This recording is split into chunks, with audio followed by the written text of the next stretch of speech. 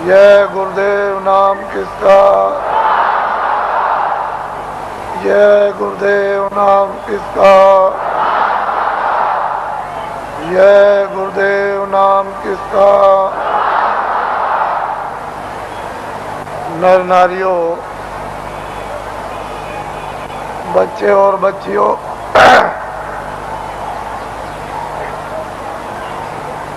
लोग अपने अपने गृहस्थ आश्रम में जब संसार का सब अनुभव बच्चों का, भाइयों का, माता पिता का, पत्नी और पति का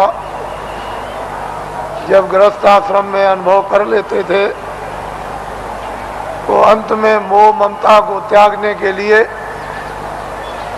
लोग अपनी आखिरी आयु का, उम्र का एक हिस्सा ये सोच करके देते थे कि अब चलते चलाते हमारा कल्याण हो जाए। और तीर्थाटन घर से निकलकर भागवत या गीता कराकर और भोज कराकर देशाटन के लिए, तीर्थ यात्रा के लिए निकल पड़ते थे और ये हाथ जोड़ते थे कि हम आ गए तो आ गए, अब हमको ये समझो कि हम नहीं हैं। हमारा यदि समय पूरा हो जाए तो हम बीच में ही चले जाएंगे। इस तरह से लोग घर से निकलकर तीर्थों में, देवस्थान में, ऋषियों मुनियों महात्माओं के आश्रम में लोग आखिरी आयु में भ्रमण करते थे। ये आशा तोड़कर जाते थे कि अब हमको घर में वापस नहीं जाना,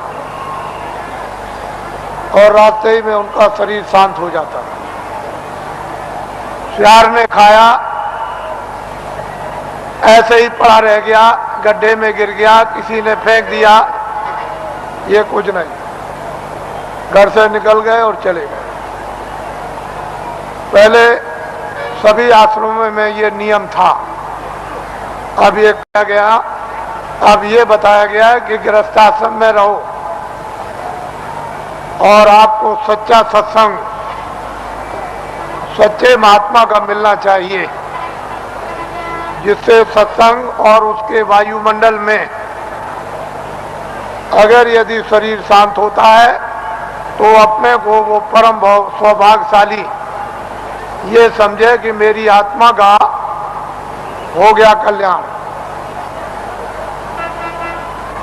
मैं जो कह रहा था कि अगले साल इसमें से कितने लोग यहाँ पर जो बैठ करके सुन रहे हैं वो अगले साल यहाँ नहीं आ सकेंगे, उनका समय पूरा हो जाएगा। इससे ये मालूम होता है कि आपका समय साल से कम रह गया, इसलिए दोबारा फिर ये आपको अवसर नहीं मिलेगा।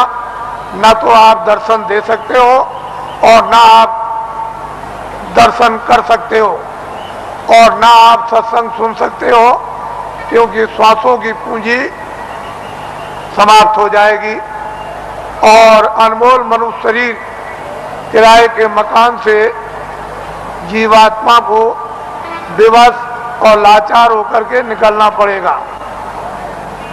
तो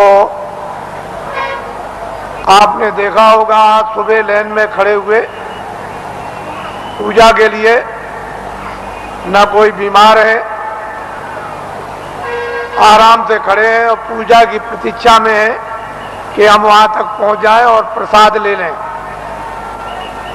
और बस उतने ही में जमीन पर बैठे और शरीर छूट गया, यानी जीवात्मा शरीर से निकाल दी गई। ये जीव का बहुत ही अहोभाग्य, ऐसा अवसर जीवों को मिलता नहीं है। ऐसे वायुमंडल में, ऐसी देखरेख में, ऐसे संकल्प में, ऐसे संदेश में, मालिक की याद में, उसकी पूजा में अगर श्वासों की पूंजी समाप्त हो जाती है और शरीर से जाना पड़े तो उसकी संभाल हो जाती है।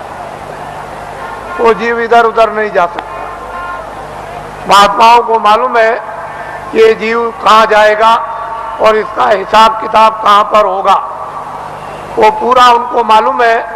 जिस तरह से खुली आंखों से आप हमको देखते हो बाहर की शरीर की आंखों से, और मैं आपको देखता हूँ, इसी तरह से अंतर्ज्ञान दृष्टि के द्वारा वो सब कुछ दिखाई देता है कि जीव इधर से जैसे ले जाए जाते हैं वो कैसे जा रहे और कहाँ इनका हिसाब होता है। ये महात्माओं को सब मालूम। पिछली किताबों में महात्माओं ने बहुत कुछ आपके लिए निराकरण कर दिया है और उन्होंने आपको बहुत विश्वास दिला दिया, उसके कहने की जरूरत नहीं है। तो दो आदमियों का यहाँ पर शरीर छूट गया और कल दोनों के दोनों ही गए। इससे ये मालूम हुआ वो बड़े बेचारे प्रेमी थे, बड़े भक्त थे और बराबर सत्संग में जगह जगह सम्मिलित होते रहते थे, सत्संग सुनते थे और दर्शन देते और दर्शन करते थे। ऐसी उनकी बड़ी तीव्र लालसा रहती थी। तो ऐसे लोगों का तो वैसे भी काम हो जाता है। जो नामदानी जंगल में रहते हैं, जो यहाँ सत्संग में नहीं आए, अगर उनका भी शरीर छूटता है तो उनके लिए भी इंतजाम बंदोबस्त करके रखा है कि उनकी भी जीवात्मा गड्ढे में नहीं जा सकती। उनको मालूम है कि कहाँ किस समय पर।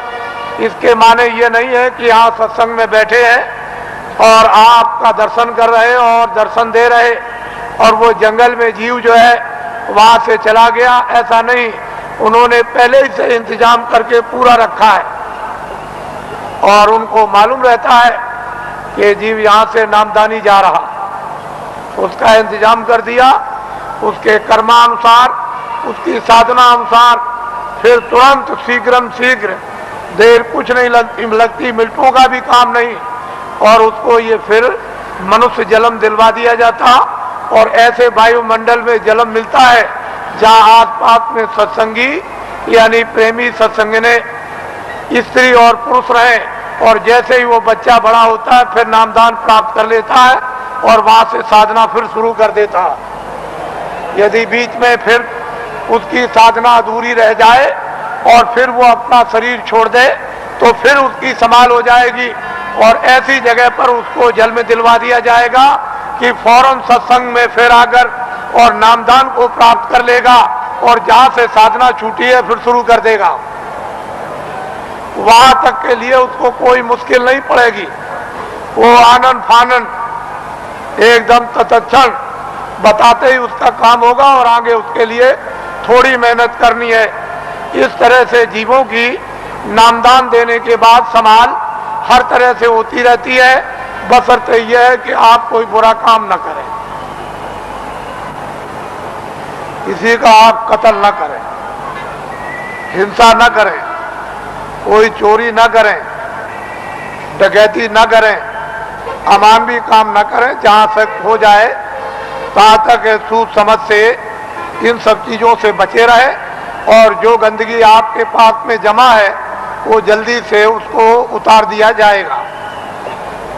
लेकिन जब आप गलती कर लोगे और तुम ये नहीं समझोगे कि मालिक देख रहा और जितने नामदान दिया है वो देख रहा, तुम उसको और मालिक को अंधा समझोगे तो वो कर्म जमा हो जाएगा और उसकी आपको सजा मिल जाएगी। फिर आप रोओगे, चिल्लाओगे।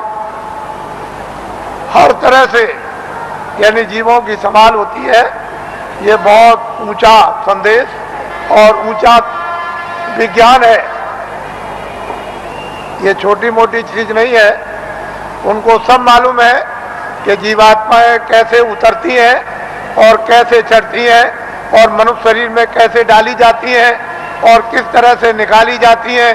फिर ये किन किन योनियों में इनके जाने का हिसाब होता है और उनके तार यानी उनकी डोरियां किस किस तरह की हैं और कौन कौन सी डोरी किस किस योनि में, 84 में या नरकों में या भिन्न भिन्न अलग अलग नरकों में, 4 खानों में, 84 लक्ष्योनियों में, ये महात्माओं को सब जैसे आईने के सामने खड़े हो जाओ ऐसे दिखाई देता है। लेकिन अब ये जरूर है कि जब तुम्हारी आंख खराब हो गई तो आप ऐसा समझते हो कि सब अंधे हैं, किसी के आंख होगी ही नहीं, कोई दुनिया को देखता ही नहीं होगा। लेकिन जिसके आंख है वो तो कहता है सूरज है, चंद्रमा है, ये मकान दिखाई देता है, ये जमीन दिखाई देती है। पर सूर आदमी को क्या होगा, उसको क्या दिखाई देगा? इसलिए जगत अंधा हो गया है और बहरा हो गया, वो महात्माओं को पहचान नहीं पाता, समझ नहीं पाता। उसके पास समझने की बुद्धि नहीं और आंख अंधी हो गई तो कैसे पहचाने? कहीं अगर उसको आंख में आंख हो गई होती, वो दिव्य नेत्र ज्ञान चक्षु खुल गया होता, तब तो उस नूर में, उस प्रकाश में पहचान लेता।